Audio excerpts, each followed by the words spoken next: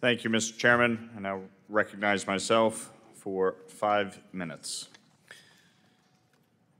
As we've talked about repeatedly, the main way that Iran is funding their terror proxies has been through the illicit oil trade with China. And over the last 3.5 years under Kamala Harris and Joe Biden, the illicit oil trade has increased by over $100 billion. That is what is being used to fund Hamas, Hezbollah, the Houthis, and other terror networks in the region. And it's what's being used to fund Iran's nuclear program.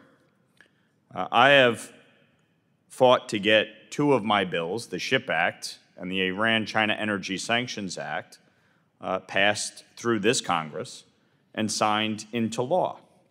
Both of these bills were included in the supplemental aid package that passed months ago.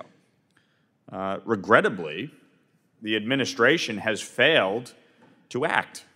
They have failed to uphold the law.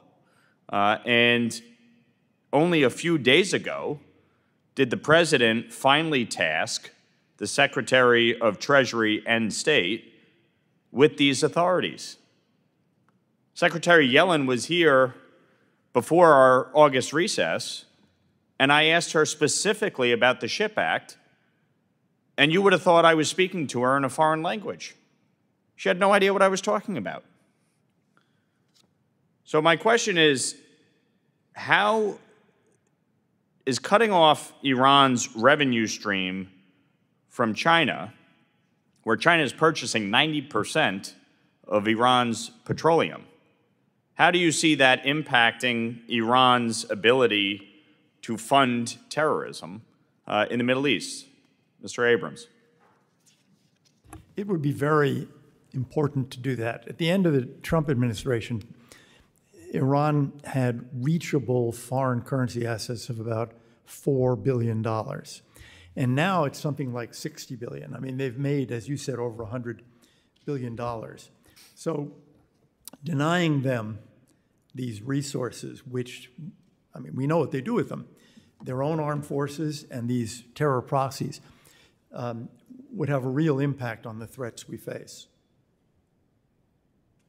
Any other comments? Congressman, I would only add that during the Trump administration, one of the actions that was taken was specifically designating some of these Chinese companies, including Costco, which is a significant Chinese purchaser of Iranian origin crude.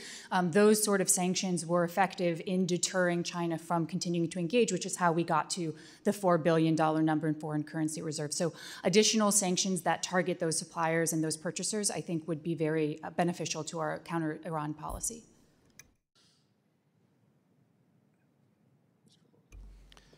Nice to see you, Chairman Lawler. As a resident originally of Rensselaer County, makes me proud. Let me just say that your characterization of the Biden administration's actions during this time, I think, are a little bit unfair.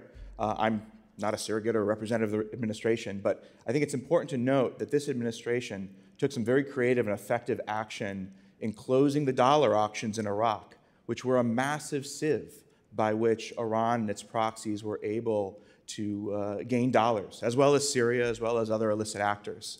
And as many as 80% of those transactions were sketchy at best.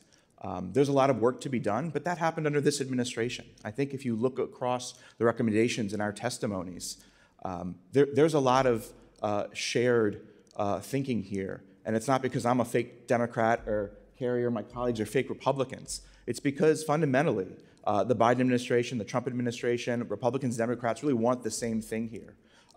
The challenge becomes with what you're discussing when it comes to China is this implication of our China policy. When we start sanctioning Chinese entities, we start to implicate the issues and questions around Taiwan, and we get well away from my level of expertise, so I'll leave it there. But I will say that there is a tremendous amount of sanctions busting and evasion, which sanctions is not going to get to because they have de-dollarized these processes. Look, a broken clock is right twice a day, okay? And yes, the administration has taken some actions that have supported the effort to crack down on Iran. But when Joe Biden and Kamala Harris came in, their objective was to renegotiate the Iran nuclear deal. And as part of that, they lifted the secondary sanctions that were implemented under the Trump administration to go after the purchasers of Iranian petroleum, okay? And so by doing that, the illicit oil trade was allowed to resume and thrive. And you have over $100 billion that came in. We've talked in this Congress about the $6 billion in unfrozen funds. That pales in comparison to what was allowed to occur under this illicit oil trade. So the approach to Iran has been wrong. This administration has taken a very wrong tact in trying to go after Iran and its proxy network, which is raining terror across the Middle East, and Hamas, where they get 93% of their budget comes from Iran. So these are fundamental problems that, frankly, this administration has failed miserably to address. And yes, if they take a right step, great, bravo. But they have taken many wrong steps that have created this climate we're dealing with. My time has expired.